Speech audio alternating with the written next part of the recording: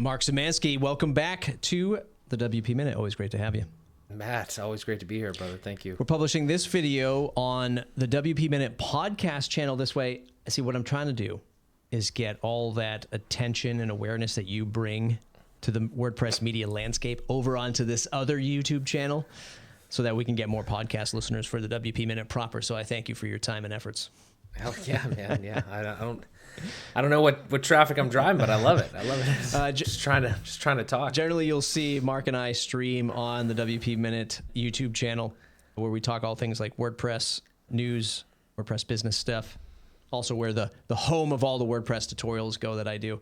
But you've been bumped, Mark. Next Thursday, I have another live stream with one Sam Smith. Wait, did I get his last name right? Sam Smith, a UK guy.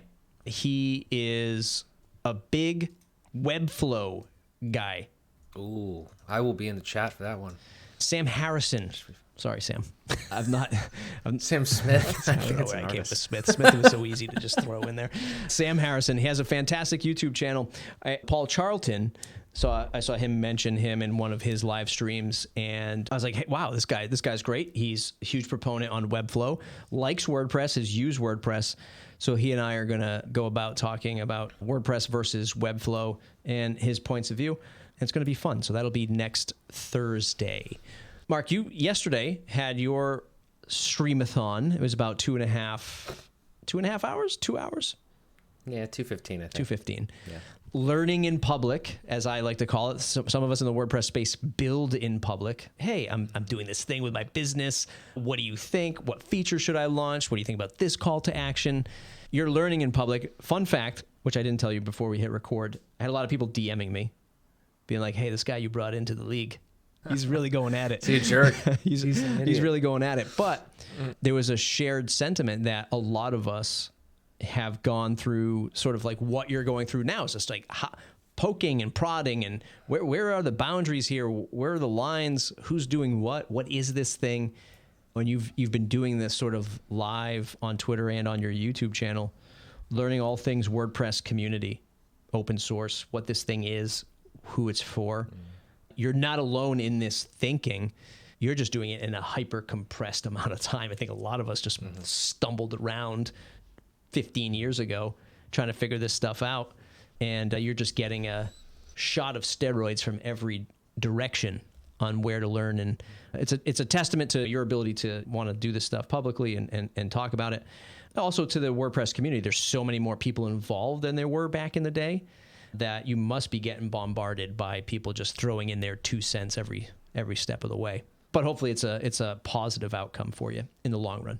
Yeah, I mean, a lot there. Yeah, it's been fun. I mean, one of my life mottos that I've developed over my course of just doing other things on the internet and just in life in general has become learn, try, and share. So that's like something that I don't know, I've just come to know that about myself, that anything that whether it was like finance when I was trying to learn how to manage money when I was younger, or just WordPress in general at the beginning, or renovating my house when me and my wife bought it, like just all those types of things. Like now I'm in this space and I'm trying to take it more seriously because WordPress is something that I feel, as I've said, I feel like if you're not caring about the news, you're not caring about WordPress to some degree, and you're building a business off it, I feel like that's slightly short-sighted. And I've tried to take a more active role in that, with, again, mentors like yourself, just trying to understand kind of what's going on. You guys have been around for much longer than I am, trying to ask these critical questions to understand for myself. Honestly, educate others, because I know there's a lot of other people just like me that have been in it for a while too and just don't know the ins and outs, have never asked the questions, maybe haven't cared, but now just with, paradigm shifts in the space and the industry and in the WordPress community, there's a lot of reason to care. And yeah, I'm learning a lot, but I want to also make some, if I can possibly make a change or just continue to provoke thought as well, I think that would be good. I'm definitely trying to absorb, but I mean, overall it's been a great ride, and I've met a lot of great people just like yourself, Matt. So I'm really appreciative for everything that all the conversation, all the good thoughts, and I just think it's a net benefit when we're talking more. A lot of this stuff, when you were having your live stream yesterday, by the way, check out Mark's YouTube channel. We'll have that linked up in the show notes. Search Mark Szymanski on YouTube. A lot of the stuff that, you heard me just type to you while you were live streaming, a lot of other people said, hey, this is the same conversation we've seen over and over again.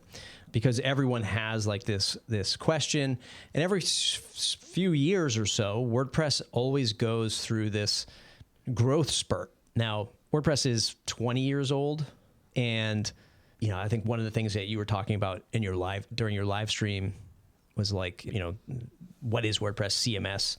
And what's funny is it's funny to hear you say that because that was a big debate like 10 years ago. Is this really a CMS? Is this an app framework? There was a moment in its growth cycle, WordPress, where, and I'm going to stop sharing this because I don't remember if Squadcast puts us side by side, but I want to go back to the new WordPress website. Mm-hmm. There was a moment in time in WordPress growth cycle where that was like a year-long debate. Like this debate that we're having now, is this for builders? Is this for, man, there was a whole year where people were debating whether or not this thing was for making apps online, because you had this framework, and there are probably still people out there and you can still do it, but it was a healthy debate going on for a year. Is this an app framework because we have a user management system? We have themes that, when custom fields came in and people started injecting other technologies, you're like, wow, you could build. There was a whole app ecosystem too. There were plugins that were making apps. People are like, oh, this is something that we can build, bespoke apps with. And then that was just like a whole other year long of what you're experiencing now. Started out as a blogging platform where it was just blogs and just for publishing, blog posts, then pages, then custom fields, and then the theming convention and all this stuff, really started to come into play. And I think what this is an amalgamation of 2 decades now of just year after year stacking, what is WordPress? Where's the web going? Where's the open web going? Where's WordPress going? And humanity just injecting lines of code every year to build this thing, and it ends up being what we have today. And coincidentally, WordPress.org launched a new website, homepage, landing page. Meet WordPress, the open source publishing platform of choice for millions of websites worldwide, from creators and small businesses to enterprises. And I think that's the key when we're looking at a lot of this, of figuring out what WordPress is: open source publishing platform. Figure out whatever publishing platform means to you as the end user. It's always been that, for better or worse, for better or worse, I think. And I think this new homepage is setting the tone for like where it's going, but I don't think it's just one thing, which isn't probably the best answer, but it's what we have. It's definitely, I think if you're using WordPress, or if you've ever gone somewhere else and came back to WordPress, you realize that it is probably the best that we have. It's not perfect. Nothing is perfect. I think you're kind of silly if you expect it to be perfect. But that being said, the one thing that I have kind of, with some of the live streams and like just talking to different people, is sometimes it seems, constructive criticism is just met with, maybe it's met with a little bit more resistance than I would hope, but maybe it's just the way that it's delivered sometimes. And obviously, again, it's an open source project, so you got to be able to, you got to want it to get better and contribute in some form, but there's many different ways to contribute. So I don't know. It's definitely the best we have. It's fantastic. I don't think, again, if you're on the platform and you're actively like shitting on it, I think that's like demeaning it in a way, like being completely negative. I don't think that's productive. But at the same time, I think that anytime you go into a conversation like that, both sides need to realize that, are we actively trying to make this better? Is that our actual goal? Because I think in more times than not, that is the goal. I'd venture to say 99% of the time, people that are having WordPress discussions, unless they're outside the community, they want it to get better. So, and a lot of it is frustration, I think, because people have certain ways of thinking, certain ways of doing things, the page builder versus the core thing. And this is literally the case. I try to stay in the middle as much as possible with the page builder versus core thing, because I'm kind of like in both camps and I see that. And just the high level there is that people have ways of working that might work in an agency or whatever, and they know it works for them because they've made money that way. And then they see a product being built that is like a part of their ecosystem, but maybe not something they use all the time. And they're like, why is that happening like that? Why are we doing this?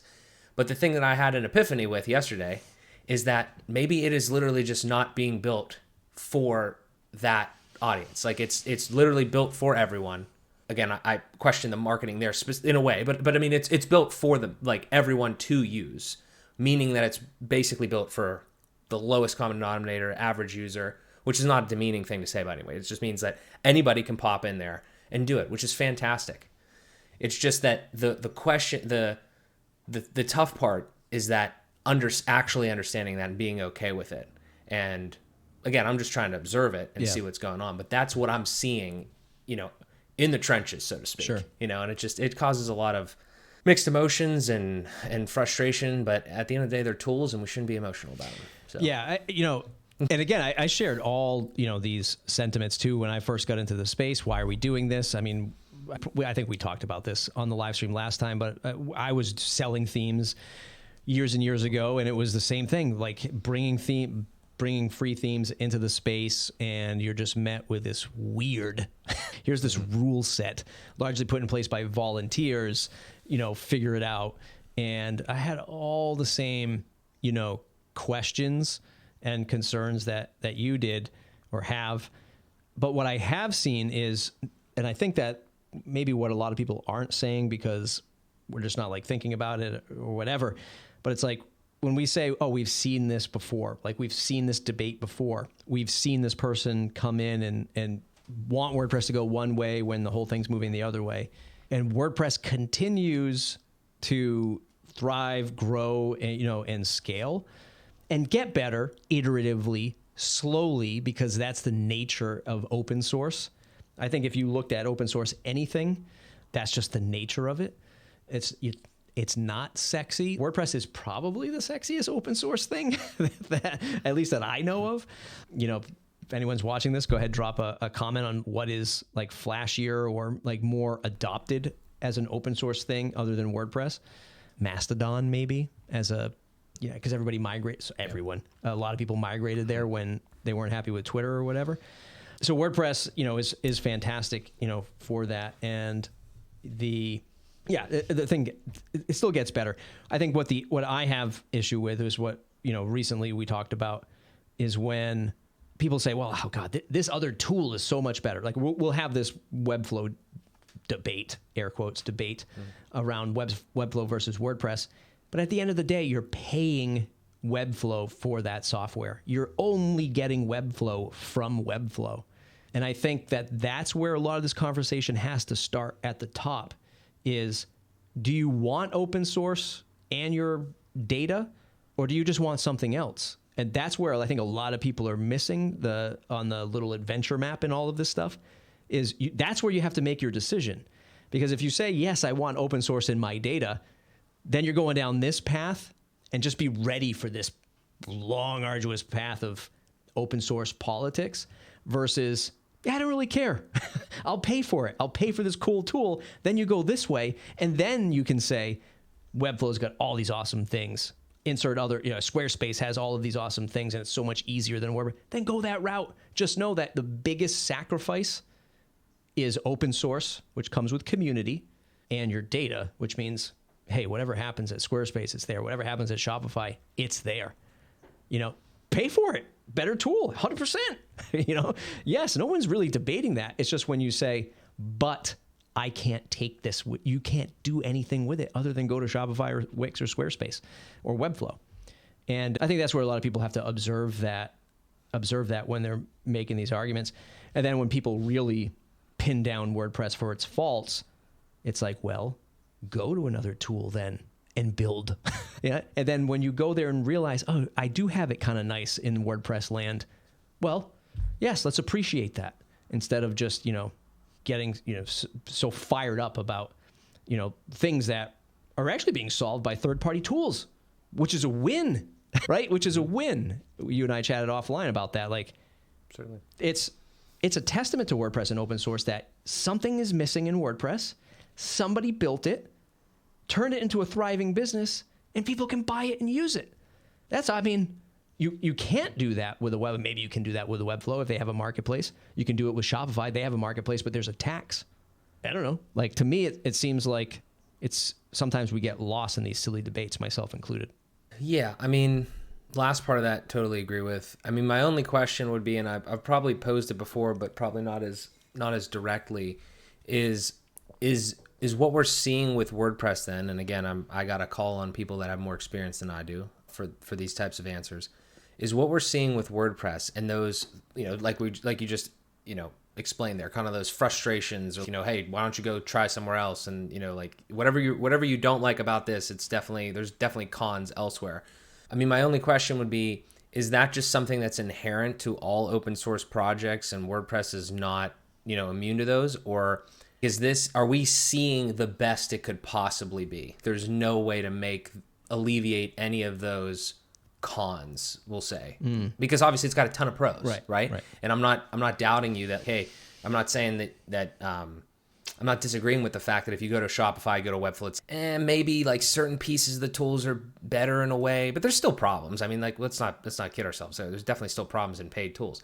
But at the same time, the biggest thing is the data, right? Yeah. So are you saying, though, in order to have the data, in order to have an open source environment, these are just things you absolutely have to put up with? Or do you think that there is some level of extra, whatever, insert political something here in WordPress that doesn't need to be there just because it's open source? Yeah. So data and code, right? Because the code is GPL, right? So you can modify WordPress. That's how we have themes and plugins and SaaS services that, plug up. This is huge, right? That's huge. Yeah. You also have to realize, my background was when I was growing up with computers, I was a salesperson at Circuit City way back in the day and selling computers, of course. And this is when they still sold software in boxes on the wall.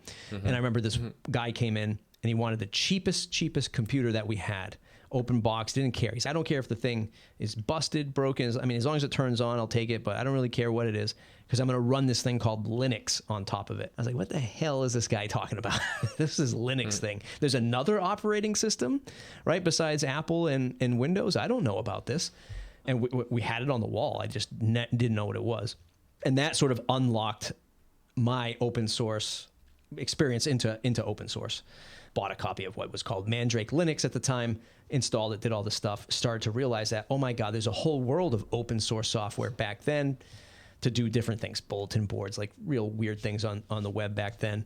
So I'm very used to finding these things, unpacking them, and then, further into my career, running one of the first cPanel servers for a web hosting company that only used Windows, right? So when I brought in Linux, first of all, I had all these haters in the room that were all Windows admins because they were like, first of all, we don't know how to admin this, and it looks like you're coming for our job, right? So, but I was like, oh no, it's just this thing, Linux servers, cPanel runs on top of it. It's like a fraction of the price that we pay for Microsoft Windows. Like, why wouldn't we do this? It had PHP Nuke, which was a framework for building a website back in the day before WordPress, a couple other things that you could one-click install. It was amazing. When you look at it, the hosting game hasn't changed all that much, from 20 years ago, but it was just amazing what open source unlocks. And, that's always been a part of me. And the same is true, in the WordPress space. All of the advantages, and this is why I'm so strong on, you got to keep WordPress thriving. It doesn't mean you have to commit code to it, show up at all these hallway hangouts, but you want to be a fan of it. You want to be able to promote it, especially if you're in the third-party space, because you don't want that to go away. You want this thing to keep rising because it's only going to help you. Now, are there pain points with this stuff? 100%. Look how long it takes, right? Look at the stuff that you're trying to figure out. Okay, there's open source contributors that are being sponsored by, let's say, Automatic, the largest of the sponsorship pool. And one starts to say, oh boy, that must mean that there is Automatic influence here. Yeah. Yes. No one, I think we're all over that. The fact that, yes, that is a thing. People will go further and say that, it's just a means for people to get free labor to build into WordPress so that it funnels up, it shoots up to Automatic and WordPress.com. It ain't happening because I have a WordPress.com account. I have a website on WordPress.com, and it's the same thing. It's not any better over there, right? It's not like they're like, oh, I get this free labor, and now WordPress.com is so much better. It's not. It's the same exact problem. It's not any better. And then, yes, everyone points, as you have seen, that it's owned by Matt. Largely, this whole thing is directed by Matt. Much broader these days because he has a lot on his plate. If you go, like I just really sent out the newsletter for WP Minute, it's about looking ahead to WordPress 6.6. He's the release lead again. He's always the release lead, right? He started WordPress, right? Him and Mike Little. And now and remember, WordPress open source came before Automatic. It wasn't like Automatic was formed and they released a little open source project for people to build on. WordPress open source started first, and then he made Automatic in order to fund the project. Fund or run a profitable business, you can take that either way. But Automatic pours a ton of money into WordPress, and that's his frustrations and maybe a lot of other people's frustrations is, why don't more people contribute to WordPress so that it's not just Automatic? And I'll say this last thing. I was watching our, friend of the show, Jonathan Denwood. I was watching the Tonic, and, they brought up Bluehost. Bluehost, thank you for being a sponsor of the WP Minute. Web hosts, tough game. I was in the web host industry. I know there's a sentiment behind big conglomerate web hosts, largely because people who complain about those web hosting accounts are paying for the cheapest of the cheap. And when there's issues, there's a lack of maybe support, response time, resources, but you're paying $5 a month. What did you expect? And there's, watching his last episode, and he was talking about, Bluehost, would never use them, wouldn't trust them, yada, yada. They're all this, whatever. There's why does Matt always talk about Bluehost and have them connected on the partnerships page? Because they're the second or third most contributor to WordPress. And they've been doing it for years. And they sponsor events. That's why. They're good stewards of open source. And I say that not just because they're my sponsor, because that's what they do. You just look at the chart, look at the people. John DeRojas used to work for me when I started my agency. He's the one of the lead contributors to Core on WordPress, works at Bluehost. They pay him to just work on WordPress. You can't complain about companies with money on one hand and then, just disregard the fact that they pour, I don't know how much money they pour into it, but millions into supporting WordPress. Yeah, that's why Matt says, thanks Bluehost, and puts them on hosting pages.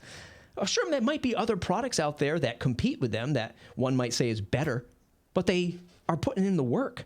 And, and that happens across the board. It's not just Bluehost. There's other organizations too. So the politics, like we just talked about, that's the part that's hard with open source. People have written books about it, way smarter than me, Shared multiple governments is what this is. Shared multiple governments across, web technology. That's what we're dealing with. Everything that you maybe wrestle with in your local governments, your local politics, quasi the same thing, but this time we're talking like PHP and JavaScript, and who gets credit here. That's what it is, at least to me. Anyway, that was a lot. I don't know what you want to hook onto with that one, Mark. No, that's good stuff. I don't know. I mean, the way that I respond to that, or as you're talking about all that, I have a lot of thoughts, and really it boils down to two avenues. Is does it matter? Is it a good idea to kind of like probe into that whole apparatus that you just laid out at a high level, or does it not matter? Is kind of like the root of the question that I first just asked. And yeah. I don't want to say does it not matter as in, we shouldn't care about this shit, because I still think we should care about this shit. But I'm saying, that's the part where I think that I've talked to a lot of people, and they've started to do what I've kind of done here, again, hyper focused in the last, so many times. And I've gotten the response of, hey, there's a lot of bureaucracy, a lot of red tape, can't really do anything, whatever. And I'm not saying those are right or wrong. I'm just saying those are people's opinions. And to me, it's, at a certain point, you do have to ask yourself the question, is this a good use of my time? Not just from a money standpoint or whatever, and not just saying if you should or should not contribute to WordPress. If you're benefiting from it, it does make sense to contribute in one way or another, 100%. But I'm just saying, at the core of it, I'm a type of person that likes to understand. Mm-hmm. When I get into something, obviously I like to go all the way in and just fully understand it as much as possible. And to me, that apparatus is something that I would love to dive into, and I would love to learn more about. And literally, I think you and I have talked about this before, almost like a documentary or just like an infographic of how everything works. I'm sure it's out there in some ways, but like actually, present that. And I'm just not sure if that matters, because like I don't know if that is productive, I guess is a word that everybody likes to use. So like that's kind of my next thing, is like I'm not sure, because that's all good info. But at the same time, I hear that presented and it's just, well, either we look into it more or it just doesn't matter and we just still just try to continue to do the other things. Because I don't know if it does matter or not, like from a productivity standpoint. Yeah, so I built a career on that after, when I launched the Matt Report podcast, which is a podcast I did before this. That was largely to just find out who is everyone in the community. How do I get the same like projects? And again, you have to remember, 15 years ago, different landscape. People were just jumping into like big companies, jumping into WordPress because it was the best alternative to paying literally millions of dollars to launch websites. And I wanted to grow my agency. I just want to figure out how to meet people so I can do the same thing as a non-developer. And after a while, after the business was up and running and really started to turn to the open source side of it, and more like being critical of leadership in WordPress, mostly Matt, because, I have this sort of like tagline, the blue collar digital worker, people who are just like rolling up their sleeves, building websites. They're not trying to be like a 10-up web dev studios, doing millions and millions of dollars a year, trying to grow a team of 500 people. They're just, hey, I want to run an agency, a couple people, maybe it's just myself, I want to do good work. I want to get customers, do good work by them, and get paid reasonably well, right? And observing like where WordPress was going at the time, I was looking at a few avenues. It was the dawn of Jetpack, which at the time when that landed, it was like, whoa, boy. Now we're going to get a commercial version for a commercial plugin from Automatic that competes with all of us, right?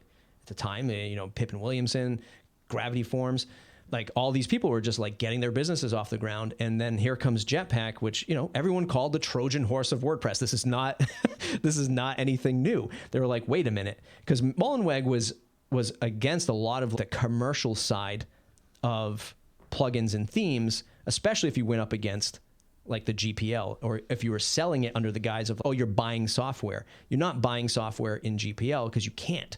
You can buy the support or the licensing, and there's some terminology in there for smarter people. But that's where you saw him butt heads against like people like Pearson from Thesis and a lot of people in the community, because there was a major growing point for WordPress. Tons of money. Theme Forest, the marketplace, was massive. I mean, printing money for WordPress back in the day. And then Jetpack came along, and you saw that. And I remember it's how Matt and I first interacted was, him saying something that the growth of WordPress was thanks to Jetpack, loosely paraphrasing him, but it was pretty close. And there was an article written on the Tavern about that. And I think my comment was like, that's a slap in the face to all of the plugin and theme developers that are out there, because WordPress growth has been built off the back of everyone that's been promoting WordPress. Everyone, whether you're selling a commercial plugin or doing a free one, it all helps WordPress. And ended up getting on. That's how he and I first came together on my podcast or whatever, again, years ago. So I think it's important that people continue to question and have a watchful eye over how this piece of software evolves. I'm biased because that's what I've been doing. Years after that, Morten Hendrickson, who's now at LinkedIn, along with Rachel Cherry, I forget where she's at right now, they were strongly advocating for, I'm forgetting the actual words that they use, but to have not a constitution, but like bylaws for how the WordPress project is being governed. Governance, that's what it was, the governance project. I mean, a huge push. People, contributors, pushing hard, and it ended up dying out. Not enough energy behind it. Not enough people wanted to, continue to, push for that. And very hard.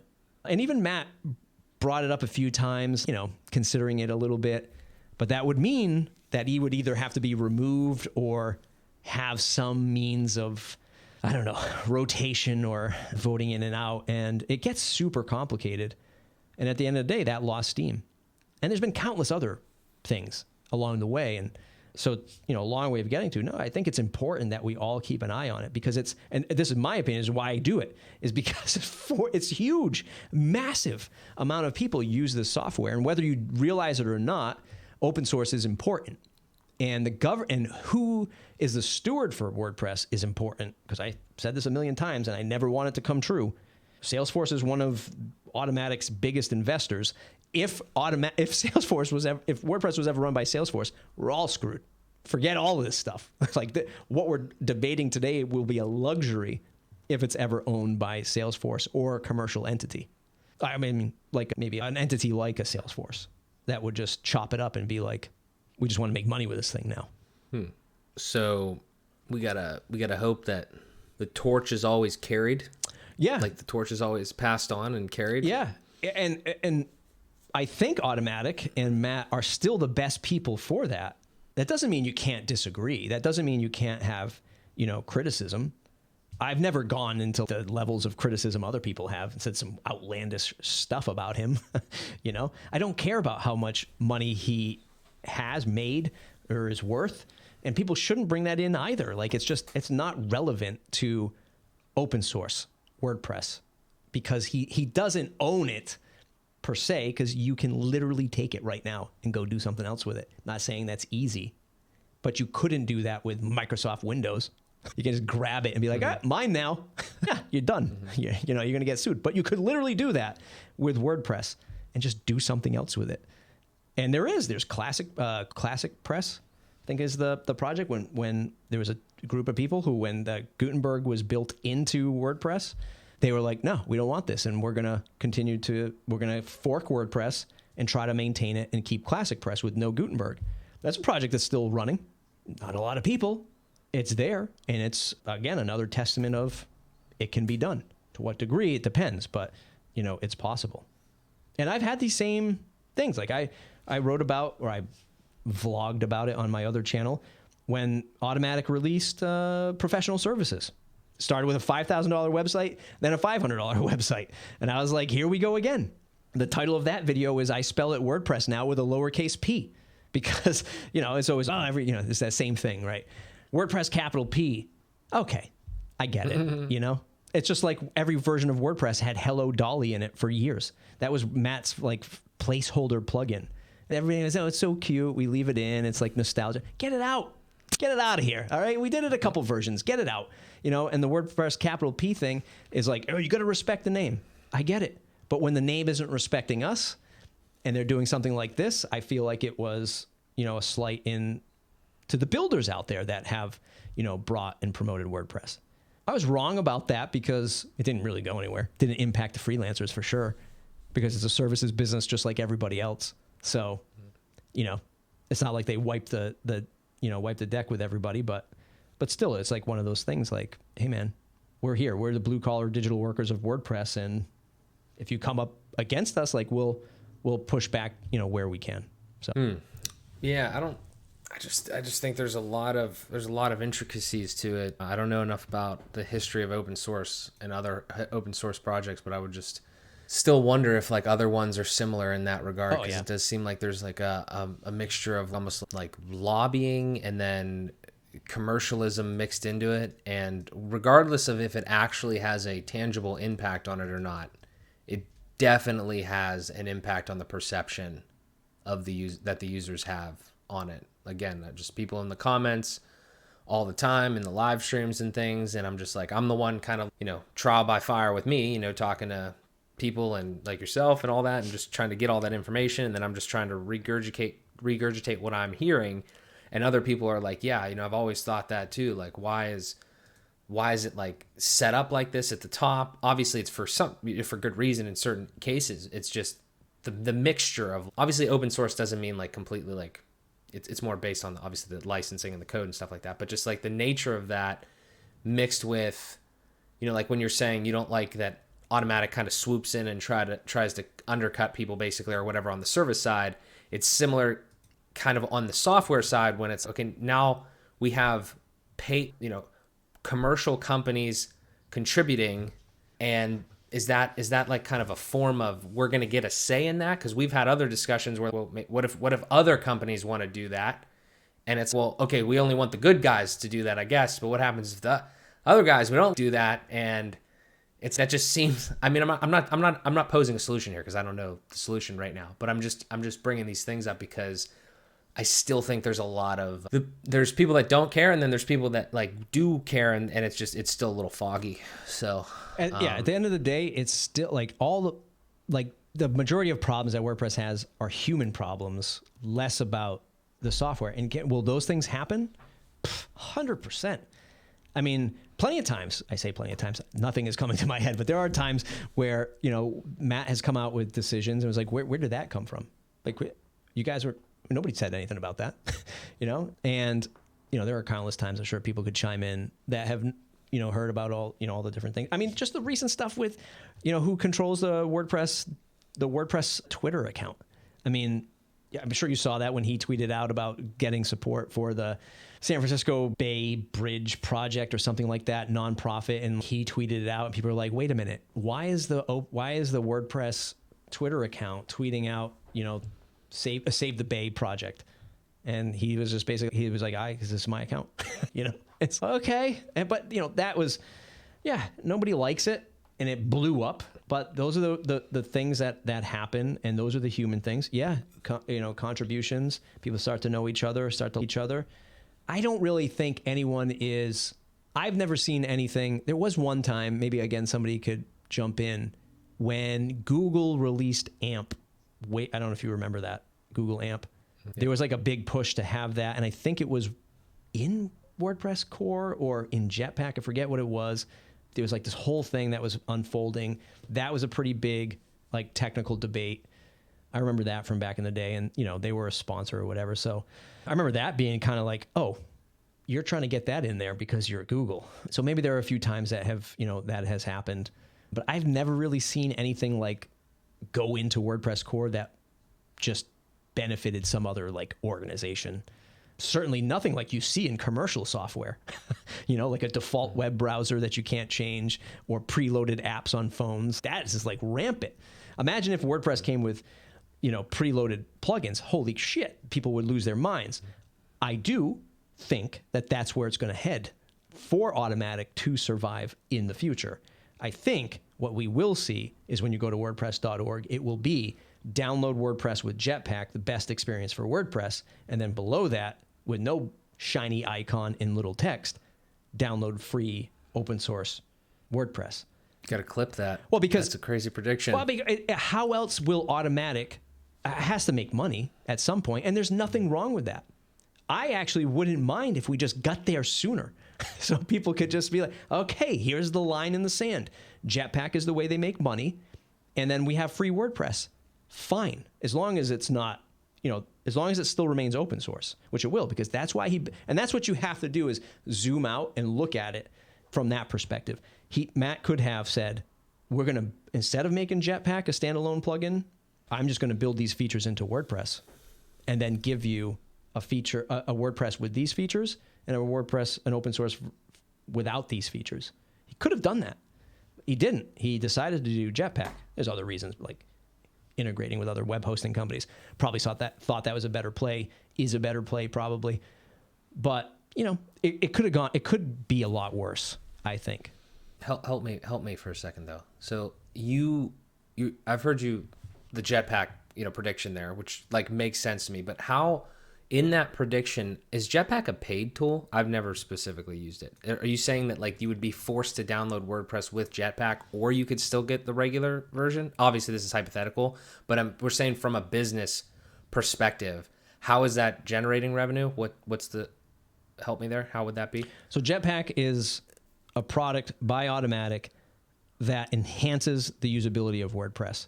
It basically has a dozen plugins and features in it in one plugin. All the like if you go and sign up for WordPress.com, all the cool features that they talk about at WordPress.com, it's all Jetpack. If you look at Pressable, another sponsor of the show, all the features in there, backup, security, scans, statistics, it's all Jetpack. That's the value add. It's to say, hey, you don't need any other plugins. We have it all here inside Jetpack. So somebody could just put a contact form in. Do they need to go and buy Gravity Forms, which supports my family? No, because it's inside Jetpack, right? So it's built to enhance the experience of WordPress. So it's how they make money. It's one of their, revenue makers aside from WordPress.com and VIP and WooCommerce, which are their probably their leading products. I don't know their revenue. I would say that Jetpack is probably either third or fourth place in the automatic lineup, in the automatic stable of revenue. And there will be a point where automatic, instead of just continuously going out to get investment from VCs, how do we make money with this thing? And it's going to be looking at the millions and millions and millions of websites that are not being monetized. Can you imagine having 1 million Facebook profiles that didn't run ads, and Facebook being like, oh God, how are we going to monetize this network? You're going to freaking run ads. Yeah, that's what you're going to do. You're going to go to your 1 million users and you're going to run ads against them. That's what you're going to do. And the same thing's going to happen. That's my prediction. In order to make money, the same thing might happen where WordPress has Jetpack built in. Do you think that there would be a change to the plugin and theme situation? No, I don't. No, because again, open source, it's like freaking water in your basement, right? Water starts seeping up and you're like, let me plug the hole over here. Water comes in another way. Let me plug that hole. Water comes in another way. And then you're like, I got to just build French drains around this thing and spend $10,000, wrap the walls and put a sub pump in. As long as it remains open source, and it's thriving, everything is moving forward. It might not be in the direction you want it to go, but the framework is there. You'd still be able to do what you need to do in a third-party ecosystem. It might look different. Might mean there's less contact form plugins in the space, But you already see that happening. You see web hosts acquiring plugins, Automotive acquiring plugins, WordPress automatic, acquiring plugins. I don't think it drastically all of a sudden there's no options. What would have to happen for WordPress to not be open source anymore? Matt would not be in the picture anymore, which is a scary outcome. Talk about really wiping off an economy. That would be huge. Imagine license every you would have. It would be now again. WordPress is being public. This is why the GPL and open source is important, because it's not like boom, all of a sudden this thing is wiped off the face of the earth. All of that code being licensed under the GPL right now could be forked and turned into something else. So if there was like this catastrophic event where suddenly they were like, we're bringing WordPress in-house, that last version of WordPress is open source. And you would have, and this is why open source is great, because as long as you can rally the humans would come in and say, we're starting a new project, right? And this is actually happening. I'm not super educated on it, but Sarah Gooding, who used to write for The Tavern, she's now writing for another company. I'm forgetting the name right now. But Redis, which is I just heard about that. It decided to pull out of the open source software. And now I don't know what licensing they're on, but that's massive, right? That's massive. Any other company would be like, I'd love to make $1 from every website. It would be an immense amount of money because of how expansive the WordPress ecosystem is. The only, I don't know where to go with this, but like the only other thing I would say there is like how many people in like the WordPress ecosystem of the how many we got now? Billion? Or no, 800 million was the number recently. Of websites? Yeah. I don't remember what article. I think I saw 800 million. Yep. And then maybe some of them are dead. So maybe there's 6 or 500 million or something. Of all those, what percentage of those do you think people are using WordPress for because it's open source versus just using it because... What percentage of those people do you think actually care about open source? So if it went to... That's a crazy event, but I'm saying that part of it's interesting to me, just like the same thing of like how many are DIYers versus agency-based built sites. And I'm sure the number for DIYer is a lot higher. And obviously that triggers a lot of the decision-making and the... I don't want to say marketing necessarily, but like the actual positioning of the platform, because it is for everyone, right? It's democratizing it. So those types of numbers and stats are, I think, can be extremely eye-opening, because I think somebody like me, I didn't realize until recently there's probably a lot more DIY websites out there than agencies. Yeah, I guess this goes full circle back to, should you care? This is why I say the adventure has to start at, do you want open source or not? Because what happens is people, what? So let me answer your question. How many people who use WordPress actually care about open source? Probably 10 to 15% that know it, who are responsible for all of those sites. But the other people who are using it they don't know, that it's open source. What they do know is that they pay let's say $5 a month from a big web host, or $10 a month from a big web host. And the only reason they can pay $5 to $10 a month is because it is free and open source. So it's the web hosts web hosts are largely the ones who are responsible for getting WordPress into across the globe, because they do it in mass and they do it affordably, right? But they will know, the end users will know, that their bill is going to go from $5 or $10 a month to $30 a month if suddenly there's some licensing model behind WordPress. Then they will care, which is going back full circle. This is why I keep talking about freaking open source and WordPress, because I want people to appreciate what open source affords them. It affords them a tool that they can publish their website or their thoughts and their blog with. They can move it around from web host to web host. You don't like that web host, you pick it up, you move it to another web host. They give you more, give you more features. They charge you less, whatever. You can't do that. I can't take my iOS and put it on another phone. I can't take my Apple phone and put another iOS on it. I'm locked in. That's commercial software. With open source software, I have that movement. I have that affordability. I have that movement. It just comes with a cost of a learning curve, right? Mm-hmm. It's not sexy. It's tough. It's difficult, but it's ours, Right. And that's why I'm like, my local area, it's like federal politics, the news, the global news. I'm like, man, you got to focus on these people that are right here in front of us. Let's focus on this and fix this first. And that's how I feel, about open source. Like, you should appreciate, not you directly, Mark, but we should appreciate open source. Yeah, obviously a lot of benefits to open source. I don't know. Just a lot of thoughts there. I mean, and Matt, sorry, I don't know if you have. Let me go one more step, and then we'll wrap it up, because we're hitting the hour. This is why I'm such a huge proponent on podcasting, because of RSS. RSS got its ass kicked by all the big tech companies, and now you consume content on platforms that run ads, that mine your data and resell to other people and lock in that content. Imagine if RSS won. Which, and the point of me bringing this up is Matt is a huge proponent to democratizing the web. Again, you can get on the fringes and be like, does he really? You can break it down, whatever. But he does. That is one of the core things, and it's why I still respect what he has done and what he continues to do in that department, because he is a huge proponent to understand freedom of speech, freedom of publishing. I know you brought up the data portability project or data liberation project. Like, that's not, I know on the surface you look at that and you're like, oh God, like they just want to take it from everybody else. Yeah, but it's also both ways. It is both ways. He's a huge proponent on that.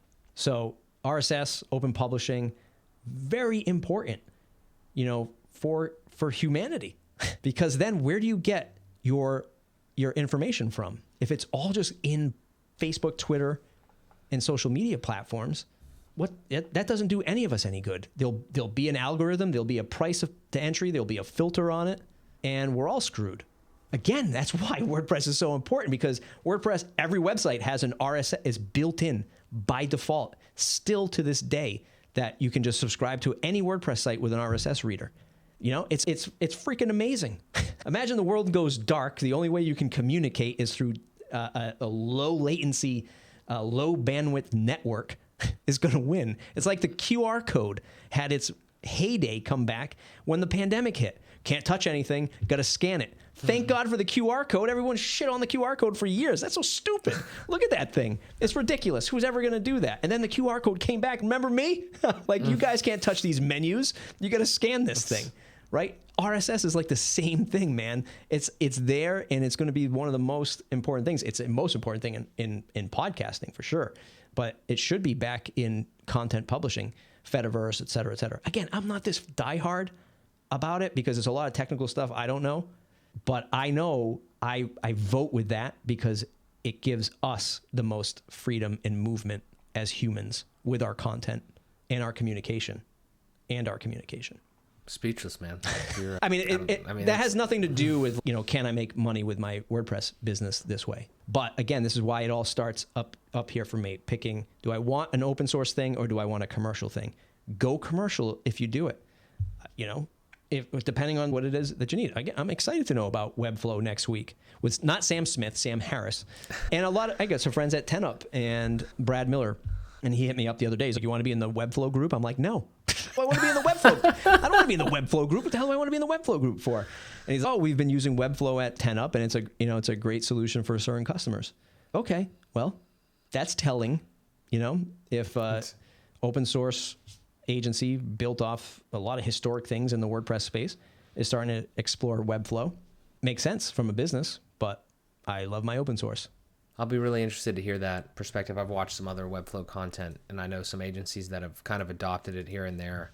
Makes sense from a simplicity standpoint, but in certain ways. But yeah, on the open source side of it, you know, not so sure. But again, I mean, at a high level, to wrap kind of like a lot of, you know, what you said and what we talked about here is like, if WordPress is going that way, like with Core and Gutenberg and everything like that, and we're building for, you know, that editor at its core kind of is being built like pseudo for DIY and obviously simple but extendable, then I think if we just understand that too as agencies and other users of WordPress, then if there's always going to be other tools to use, you know, Elementor, Bricks, Divi, whatever, XYZ, I think that's still going to be a win. You know, it's going to be still the best platform for a long time, assuming none of those things that we kind of, you know, those crazy events that we talked about here change, you know, and I'm definitely optimistic on it. It's just, I always want to just see it continue to get better. And that's the only thing I would say is a lot of times when people are critiquing, I think we're doing it from a place of love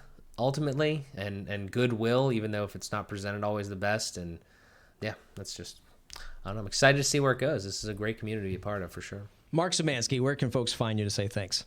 If you just go to MJ Bio, it's kind of like all my links there, my socials. You can sign up for my newsletter if you want. If I ever send anything out of there, I'm working on a website, so more content coming soon. Painter's house is never painted. TheWPMinute.com, TheWPMinute.com/subscribe. You're watching today's video on the podcast YouTube channel. Don't forget to subscribe to YouTube.com/@WPMinute. We'll see you in the next episode.